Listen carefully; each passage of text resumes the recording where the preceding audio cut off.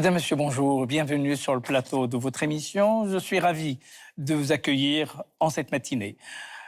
Le Coran demeure pour des millions de croyants à travers le monde un texte vivant, un guide spirituel et une source d'inspiration quotidienne. Mais sa pratique aujourd'hui dépasse largement la simple récitation. Elle prend des formes multiples, enracinées dans la tradition tout en dialoguant avec la modernité. C'est ce que nous expliquera Abdelhak Guiderdouni, directeur de l'Institut des hautes études islamiques.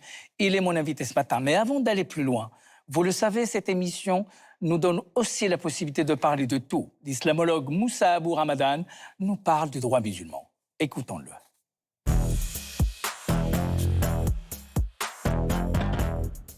Quand on dit droit musulman, ça a plusieurs sens, plusieurs aspects, plusieurs concepts. Le premier sens, c'est on confond le droit musulman avec la charia.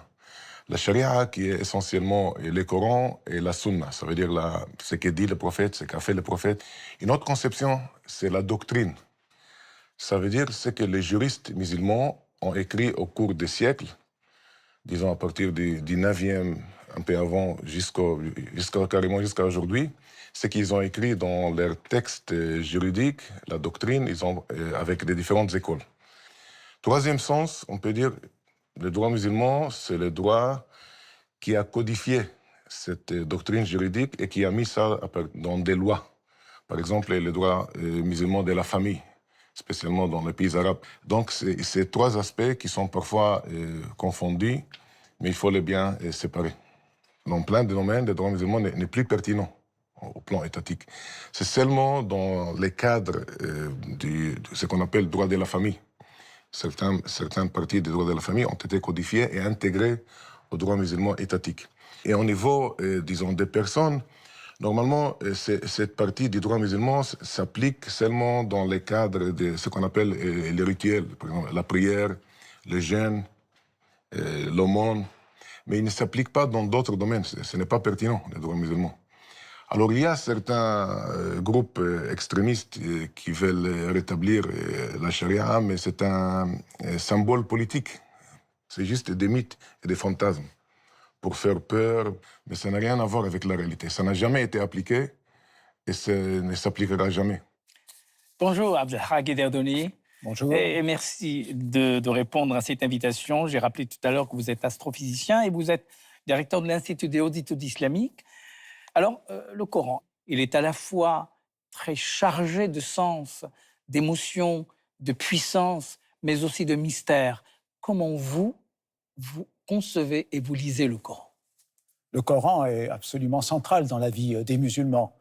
C'est une lumière qui éclaire toute leur vie intellectuelle. C'est une source à laquelle ils s'abreuvent pour alimenter leur vie spirituelle. Donc le musulman vit avec le Coran comme compagnon. Le Coran l'accompagne, bien sûr, dans sa pratique de la prière, mais à chaque instant de la vie, il peut être une façon de comprendre ce qu'on fait quand on mange, quand on se promène, quand on regarde le ciel, les animaux, les montagnes. Les versets coraniques reviennent à l'esprit et deviennent ainsi des guides qui donnent le sens des choses que l'on accomplit. Alors oui, le Coran a été révélé dans une langue arabe claire, éclairante et évidente. Ce sont les traductions approximatives du mot « moubin ». Ça veut dire à la fois clair, évident et éclairant. Mais le Coran ne se laisse pas comprendre tout de suite. C'est un texte magnifique dans la langue arabe, qui est la langue de la révélation, l'arabe des contemporains du prophète, alayhi salatu wassalam. Mais même les contemporains du prophète ont eu du mal à comprendre le Coran en raison de sa force spirituelle, en raison aussi de mots un peu étranges, voire étrangers, qui se trouvaient dans le Coran. Et pour cela, les intellectuels musulmans, les penseurs, ont développé tout un appareil de commentaires qui permet petit à petit de comprendre le sens du Coran, ou plus exactement les sens multiples du Coran, parce que le Coran est une source débordante et on n'a jamais épuisé la compréhension du texte. Le Coran se distingue par le fait qu'on ne trouve pas ce qu'on peut appeler un récit linéaire, c'est-à-dire il n'est pas organisé selon une méthode, un événement, une cohérence, mais plutôt il répond à des impératifs autres que ce qu'on peut appeler une cohérence dans le temps. Pourquoi ? Les textes du monothéisme antérieur sont ordonnés de façon différente. On pourrait dire que ce sont des bibliothèques bien rangées. La Bible est un ensemble de textes. Alors, il y a évidemment ce qu'on appelle le Pentateuque ou la Torah, et puis d'autres textes qui racontent l'histoire des prophètes, et puis d'autres écrits. Donc, il y a des livres de différents genres. De même, pour le Nouveau Testament de nos frères chrétiens, il y a bien sûr les 4 évangiles, il y a des épîtres, il y a d'autres types de livres. Tous ces genres littéraires existent dans le Coran, coexistent dans le Coran, mais dans un ordre subtil, puisque ces genres alternent à l'intérieur de chaque chapitre, de chaque sourate du Coran. Jacques Berck parlait des entrelacs du Coran, le fait que le Coran apparemment passe d'un sujet à l'autre, et les penseurs musulmans ont cherché à comprendre la raison de cette alternance de genres littéraires où on a des histoires des prophètes, puis on passe à des exhortations morales, à des indications qui vont servir pour l'établissement de la loi religieuse, de la charia. Et puis, évidemment, il y a aussi tout un enseignement métaphysique et spirituel. Tout ça alterne dans le Coran. Il y a également la chronique des contemporains du prophète, de la vie de la première communauté musulmane d'abord à la Mecque avec les persécutions, puis ensuite à Médine avec les affrontements avec les païens. Tout cela alterne. Et donc la lecture du Coran doit être en fait une relecture qui permet de trouver un ordre caché en reliant les différents passages qui traitent à peu près des mêmes sujets. Par exemple, le récit de la création de Sayyiduna Adam, notre Seigneur Adam, le premier homme. Ce récit se trouve dans différentes sourates, et en lisant ces différentes sourates, on finit par avoir une vision cohérente de l'ensemble. Alors, le professeur Mohamed Harkoun, le regretté Mohamed Harkoun, qui avait écrit il y a très longtemps un livre qui s'appelle « Lire le Coran », avait suggéré une explication de ce, je ne dirais pas désordre, mais cette façon originale de citer, de réciter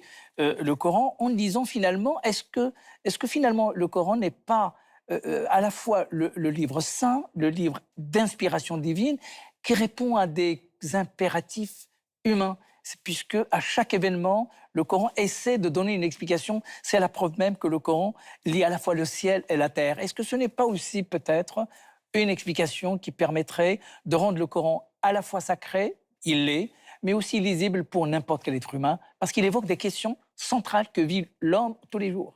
Absolument. C'est-à-dire qu'il y a cette idée des circonstances de la révélation, asbab al-nuzul.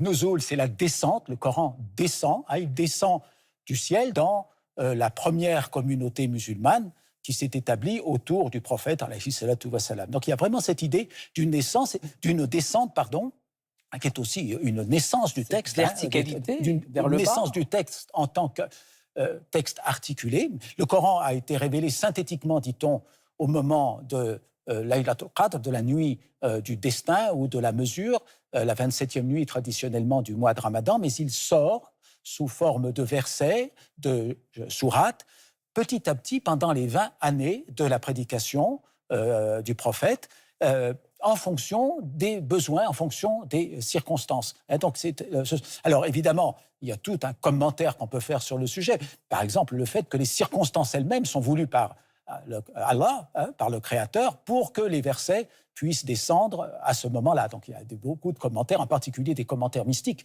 sur ce sujet-là, mais il est très important de comprendre que les versets sont enracinés dans une histoire, dans une géographie, tout en étant évidemment la parole de Dieu, donc émanant de la science divine. Donc il y a ces deux aspects, et le Coran, en tant que parole de Dieu, lie comme cela la terre avec le ciel. Alors, le Coran, de bout en bout, est d'abord un sentier, un chemin, c'est-à-dire que 90% des versets sont plutôt des versets concernant les comportements, le mu'amalat.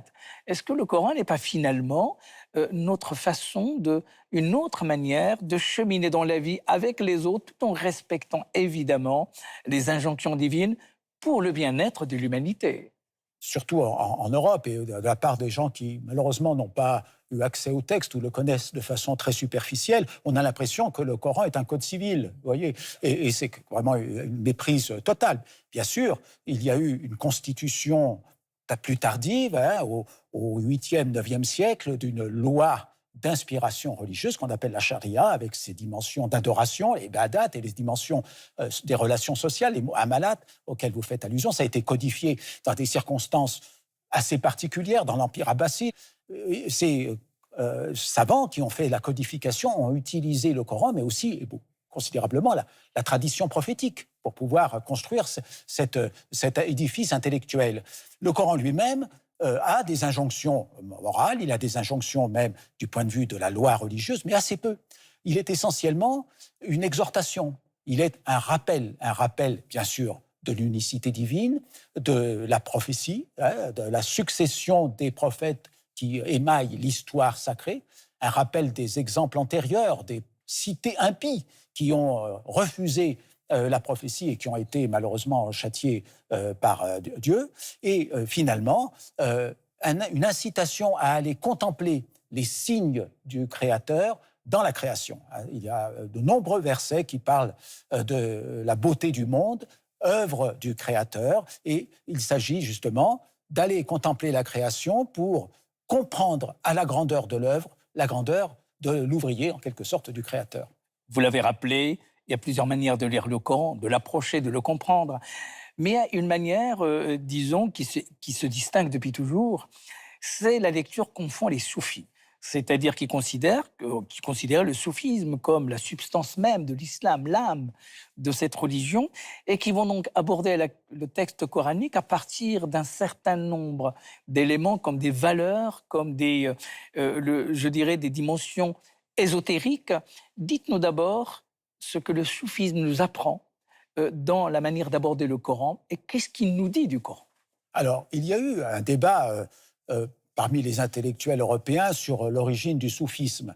Mais je pense que depuis Massignon ou Paul Douillat, par exemple, on sait, qui sont des gens qui ont travaillé en profondeur sur le soufisme, on sait que le Coran a été la source de la méditation soufie. C'est-à-dire que toute la terminologie du soufisme, toutes les étapes, toutes les valeurs, toutes les vertus qui sont prêchées par le soufisme sont en fait un commentaire du texte coranique, des valeurs qui sont proposées par le Coran, comme par exemple la patience, sabr, ou l'abandon confiant entre les mains de Dieu, tawakkul, ou d'autres valeurs encore, qui sont donc, iman bien sûr, ihsan, islam en tant que soumission au Créateur seul vainqueur. Tout ça, finalement, a fait un corpus que les soufis ont commenté, approfondi, et à partir du IXe siècle apparaissent les premiers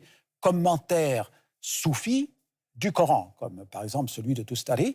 Et bien sûr, ces commentaires se sont poursuivis. On pourrait dire que l'œuvre tout entière d'Al-Razali, le Ihya Ulumuddin, c'est aussi un commentaire du Coran. Et bien sûr, on pourrait mentionner les Futuhat al-Makkiya de Muhyiddin Ibn Arabi, qui est basé essentiellement sur le commentaire ésotérique, initiatique et spirituel des versets coraniques. Donc les soufis puisent dans le Coran des sens nombreux.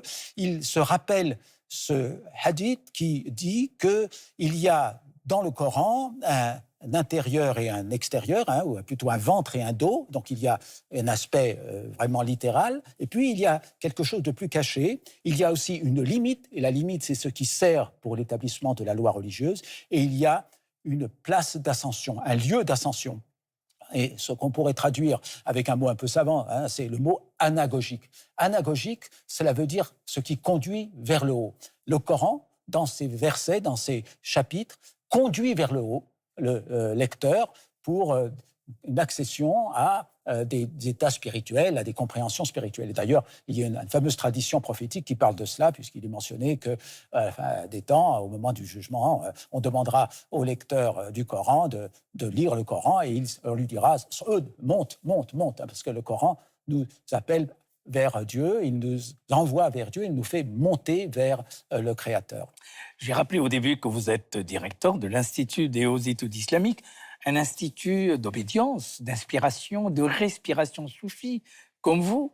Quelle est la place qu'occupe, non pas le Coran, mais sa lecture, sa compréhension, sa genèse, son exégèse, sa transmission dans le travail de votre institut? Évidemment, le Coran est un monde. Hein. D'ailleurs, il y a cette idée des deux livres, hein, le livre du monde et le livre de Dieu. Donc, si le monde est comme un livre où on lit les signes de Dieu, ben, de façon similaire, le livre est comme un monde dans lequel on se promène. Hein. Et beaucoup de musulmans, en particulier les soufis, font une lecture du Coran qui, au gré des circonstances, en ouvrant le Coran, en ayant une inspiration de lire telle ou telle sourate. Et c'est comme ça que petit à petit, on s'imprègne du Coran. Alors, bien évidemment, il y a eu de nombreux travaux sur le Coran, des travaux extrêmement érudits. Il y a de nombreux commentaires. Et maintenant, on fait encore des commentaires sur les commentaires. Donc, on arrive à un niveau d'érudition absolument considérable. Je pense que notre travail à l'Institut des hautes études islamiques est un peu différent, parce que nous ne sommes pas, évidemment, des érudits du tafsir, mais plutôt des gens en recherche d'un goût à travers la lecture du Coran. C'est-à-dire, est-ce qu'il est possible, ici et maintenant, au XXIe siècle, en Europe ou ailleurs dans le monde, de vivre le Coran comme s'il était révélé à nous, hein, comme il a été révélé aux prophètes, alayhi salatu wassalam, et à la première communauté musulmane qui devait s'émerveiller de ce jaillissement absolument extraordinaire de beauté et de sens quand le prophète leur dévoilait les versets qui étaient descendus sur lui. C'est cet état-là que nous essayons de retrouver, finalement, en toute modestie. Hein. Comment retrouver ce goût du Coran? Et effectivement, le musulman doit lire le Coran comme s'il était en compagnie du prophète, en quelque sorte, alayhi salatu wassalam, et s'il découvrait le verset dans toute sa fraîcheur, dans toute son actualité. Et donc, ça veut dire aussi qu'on doit lire le Coran avec les yeux des hommes et des femmes de ce temps, et pas, évidemment, avec ceux des gens d'il y a 1000 ans, même si ce qu'ils ont dit il y a 1000 ans du Coran est particulièrement intéressant et important. Mais encore aujourd'hui, ici et maintenant, et le Coran garde toute sa fraîcheur absolument extraordinaire. Comment donner le goût à approcher, comprendre, saisir le sens qui demande beaucoup de temps, beaucoup de patience? Est-ce qu'il n'y a pas là un impératif catégorique pour les musulmans et des personnes comme vous, des personnalités comme vous, d'accentuer d'efforts, de nous dire finalement que lire le Coran, ce n'est pas seulement essayer de savoir ce qu'il en est, mais de comprendre les vertus, ce qu'il contient intérieurement, qui est en fait tout simplement amour de l'humain et de l'humanité. Oui, c'est cela. Et le Coran, même s'il commence par une sourate qui s'appelle Al-Fatiha, l'ouverture, il ne s'ouvre pas facilement. Il faut l'approcher avec humilité. D'ailleurs, il y a aussi un rituel d'approche du Coran, puisqu'il faut être en état de pureté rituelle pour pouvoir le toucher. Et on pourrait dire presque qu'il faut abandonner certains de ces cadres de pensée a priori pour pouvoir retrouver cette fraîcheur de la lecture. Alors, le travail de notre institut consiste aussi à expliquer comment on peut accéder au Coran, parce que parfois une première lecture, dans une traduction, souvent en Occident, hein, dans une traduction, une première lecture déroute, puisqu'on passe déjà dans la... Alors la Fatiha, la sourate d'ouverture, elle est très courte, mais après, quand on aborde Al-Baqarah, la sourate de la vache, la deuxième, la plus longue du Coran, on est dérouté au bout de quelques pages, parce qu'on est passé d'un sujet à l'autre. Donc il faut pouvoir expliquer justement cette structure cachée, cette structure mystérieuse, et aussi donner les clés de lecture du Coran, qui sont celles de l'unicité divine, le tawhid, hein, qui est vraiment fondamental dans tout le Coran et qui est comme vraiment la clé de compréhension du texte, et aussi l'idée de ce rappel. Dikra, hein, le Coran est un rappel, c'est-à-dire qu'il ne vise pas le rappel des révélations antérieures, hein, bien sûr des révélations juives et chrétiennes, hein, de Moïse et Jésus le Christ, mais aussi de toutes les révélations antérieures. Et donc il est sur le mode du rappel. Et le rappel parce que à la fin des temps, puisque c'est ce qu'on croit en tant que musulman, qu'on arrive quand même à un cycle qui se clôt, eh bien, il est important de rappeler l'essentiel. Et le Coran est axé sur l'essentiel, donc l'unicité de Dieu, et puis, bien sûr, la mission de l'être humain, la vocation de l'être humain à la connaissance de Dieu. Comment la civilisation humaine aujourd'hui pourrait disons, profiter de l'enseignement coranique pour atteindre ce qu'on pourrait appeler la sagesse, tout simplement? Ah, c'est un vaste chantier, mais Surtout un chantier dont se préoccupent beaucoup les soufis. oui, bien sûr, voilà. Modestement, chacun essaie d'agir de la meilleure façon. Le Coran est important parce que c'est un message qui est centré sur l'essentiel. Voilà. L'essentiel, c'est le rappel de l'unicité divine, connue par tous les croyants, mais peut-être oublié ou relégué derrière des dogmes, derrière des formes, derrière des symboles. Donc ce rappel de l'unicité divine qui est une évidence Tawhid. métaphysique. Ensuite, le rappel aussi de la vocation spirituelle de l'être humain à l'adoration, sous des formes qui peuvent varier d'une religion à l'autre, mais c'est toujours le même message qui a été donné aux différents prophètes dans la succession de l'histoire sacrée. Et ça, c'est un rappel extrêmement simple. La troisième dimension de ce rappel, après l'unicité divine et l'unité des religions, c'est l'unité du genre humain, puisque nous sommes tous liés par ce qu'on appelle la fitra, la nature spirituelle de l'être humain, qui est commune à toute qui est l'humanité. commune à tout le monde et qui vraiment permet de balayer toutes les xénophobies, tous les racismes, toutes les discriminations, parce que nous sommes tous et toutes promus à la connaissance de Dieu à la fin. Nous sommes tous appelés à cette connaissance et éventuellement, Inch'Allah, à l'accès à la vision de Dieu dans l'autre monde pour ceux qui y croient. Alors pourquoi le message coranique, aujourd'hui, n'arrive pas à son corps défendant, j'allais dire, à pouvoir dire que l'humain est la dernière valeur que le Coran considère? Pourquoi il y a cette difficulté? Alors oui, grande question là aussi. En fait, l'homme est obscurci et ignorant, nous dit le Coran.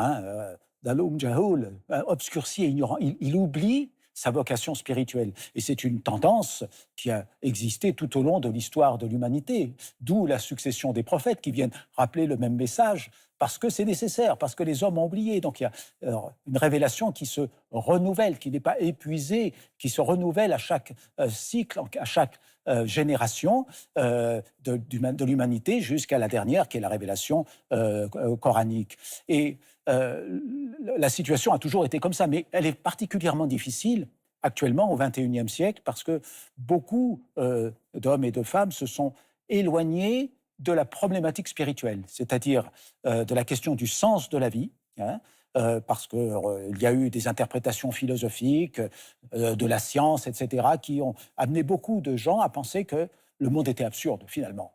Et ce que nous dit le Coran, c'est que le monde n'est pas absurde, qu'il y a un sens au monde, qu'il y a un sens à la vie de chacun d'entre nous, que ce sens, il est très proche de nous parce que nous sommes tous créés dans la fitra, dans la nature spirituelle.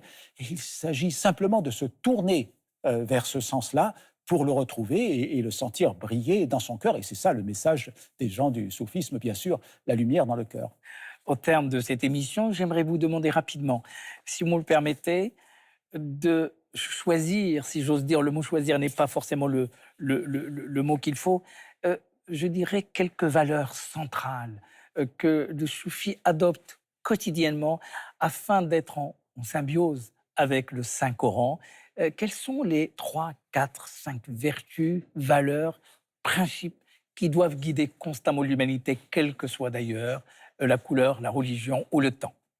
C'est évidemment l'objet de traiter du tasawwuf, ça, la question que vous posez, c'est-à-dire quelles sont les principales valeurs du soufisme. Alors, évidemment, on pourrait citer le tawhid. Le tawhid, c'est une affirmation métaphysique, c'est l'affirmation de l'unicité divine, mais les maîtres du tasawwuf disent non, le tawhid, il est dans chaque instant de notre vie.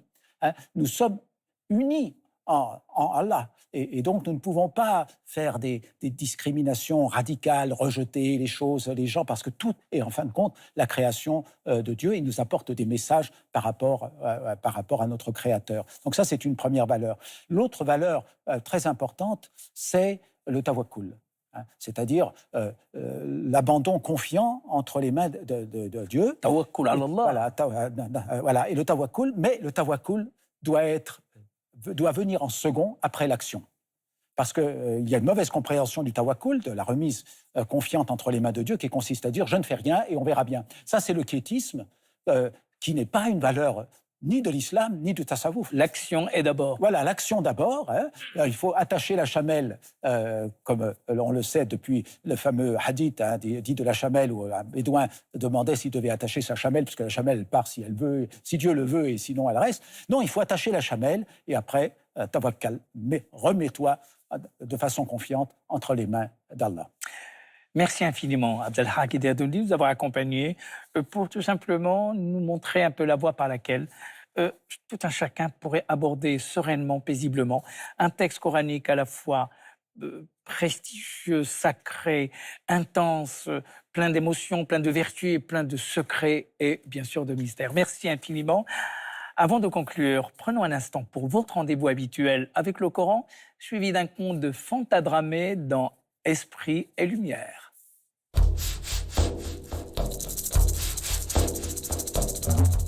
Lorsque nous étions jeunes, nos parents avaient pour habitude de nous envoyer au Maroc en vacances et nous passions une partie de ces vacances-là dans des madrasas à apprendre un peu le Coran. 10 ans après, dans mon cursus universitaire, entre ma 4e et ma 5e année, j'ai décidé de prendre une année sabbatique pour clore l'apprentissage du Coran. Et là, un soir, une personne m'appelle et me dit « Il y a un étudiant qui n'a pas où dormir, il vient d'arriver de l'étranger pour faire ses études en France. » Et je lui ai donné donc l'hospitalité musulmane, je l'ai accueilli chez moi. Je lui ai fait comprendre que je souhaite faire une année sabbatique pour apprendre le Coran. Il prend son téléphone, il appelle devant moi et il me dit à tel moment, tu vas aller à tel endroit et tu vas rencontrer telle personne. Et il s'avère que je rencontre la personne qui est l'imam qui m'a appris le Coran 10 ans avant, par la plus grande des circonstances et par le plus beau des hasards, sachant qu'en tant que croyants, nous ne croyons pas au hasard, car il est impossible. Et j'ai voulu un jour sortir pour jouer avec des amis, rencontrer des personnes. Le jeudi après-midi, les étudiants ont souvent quartier libre, et je suis parti jouer au football. Et quand je suis parti jouer au football, j'avais ma clé, mais je ne savais pas où la mettre, la clé de ma chambre étudiante. J'ai décidé alors de la planter dans le sol et de laisser qu'une seule petite partie visible. Et il s'avère que le soleil commence à se coucher, et là je me rappelle que mes clés sont enterrées dans le sol, dans le gazon. Je commence à chercher, à sillonner, de manière assez cartésienne. Je me dis, je vais passer comme ça, comme ça, comme ça.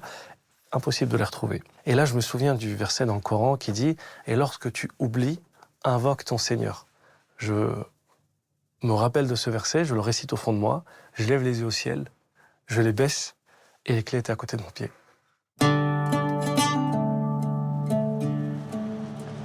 Connu pour ses mots d'esprit, Moulay Nasruddin décide d'étonner la foule qui se presse au marché.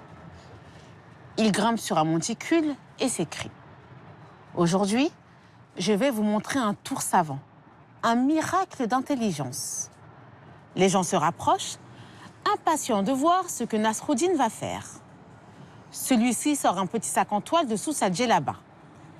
Il le montre à l'assemblée et dit « Dans ce sac, il y a quelque chose de merveilleux. Si quelqu'un peut deviner ce qu'il contient, il recevra une forte récompense. » Un homme savant s'est dit « Est-ce de l'or ?»« Non, répond Nasruddin. » Une femme lance « Est-ce un fruit rare ?» « Non, pas du tout, répond le moulay. Après plusieurs essais infructueux, la foule, frustrée, lui demande de révéler enfin le contenu caché. Nasruddin ouvre le sac comme un magicien qui va subjuguer l'assistance. Mais il n'en sort qu'une poignée de poussière. Les badauds, déconcertés, l'invectivent. Le moulay lance la poussière dans les airs et dit « Les gens cherchent des trésors extraordinaires.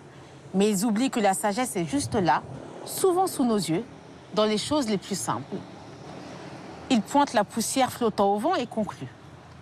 La connaissance est comme cette poussière, invisible si vous ne savez pas où la chercher, mais présente partout autour de nous. Merci de nous avoir suivis. On se retrouvera dimanche prochain pour un nouveau numéro de l'émission Islam. D'ici là, soyez attentifs à tous ceux et celles qui vous entourent. Le Coran nous y incite fortement. Les chemins de la foi se poursuivent. Vous pouvez consulter nos programmes sur la plateforme France.tv. Je vous souhaite une très très belle semaine. À la semaine prochaine sur France 2. Au revoir.